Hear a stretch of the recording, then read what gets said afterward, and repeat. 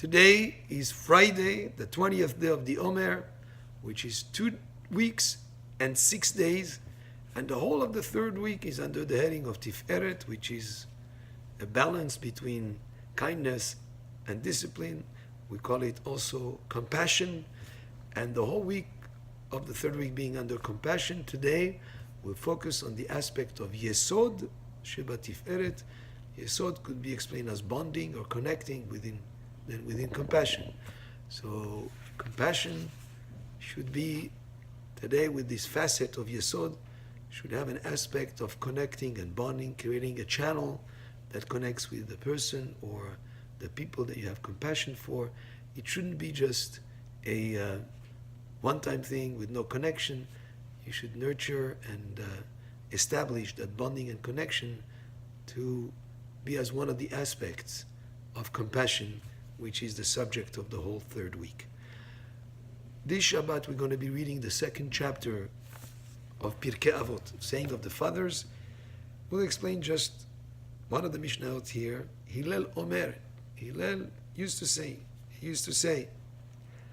Al tifrosh min hatzibur. So Hillel says, don't separate from the community. Of course, we each have our own interests, our own tastes. We each are unique in our own way. Actually, Judaism encourages individuality, but very important to be connected and to be part of a community. And actually, a person can really reach and express his talent and his abilities when he's part of a community and where he contributes to the community and where the community also contributes to him. So, Al tifrosh min hatzibur is the advice of Hillel. Do not separate from the community.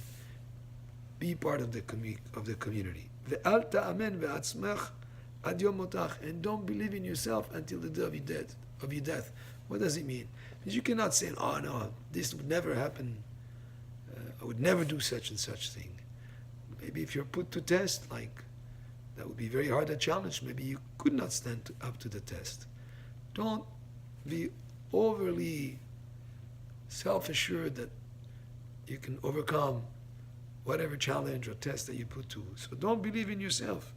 Ad yom motach, until the day of death. A person can stumble sometimes. Ve'al tadin et chavercha ad shtagia limkomo.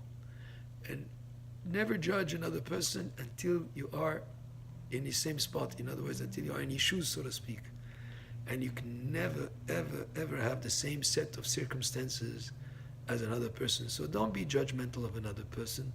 Maybe if you didn't have his set of circumstances, if you did have his set of circumstances, you would act the same way. So don't be judgmental of other people unless you are exactly the same background, the same educational level, the same circumstances, which would be basically impossible. So this we can understand in two ways.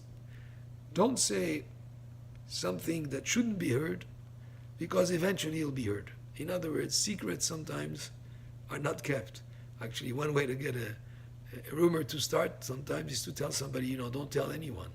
And that person will tell another person, please don't tell anyone. And all of a sudden the rumor spreads all over. So don't say something that shouldn't be said, because if you say it, eventually it'll be heard. That's one explanation. The other explanation, don't say something in a way that will be hard to understand, and you say, eventually the people will understand what I mean. But make the explanation in a way where everybody can readily and easily understand without thinking. Let them think about it and they'll come to the right conclusion. If you want to say, explain something, explain it in a way that is easily understood. So that's what it means. Don't say something that is hard to hear or hard to understand by thinking eventually they'll understand it. And never say, when I'll have time, I'll learn Torah. Because maybe you'll never have time. We're all so busy with so many different things. If we do not set aside time for learning Torah, there are always justifications why we're not able to. So always set aside time for learning Torah, and don't say, when I have time, I will learn. Baruch Adonai le'olam, amen ve'amen, and Shabbat Shalom.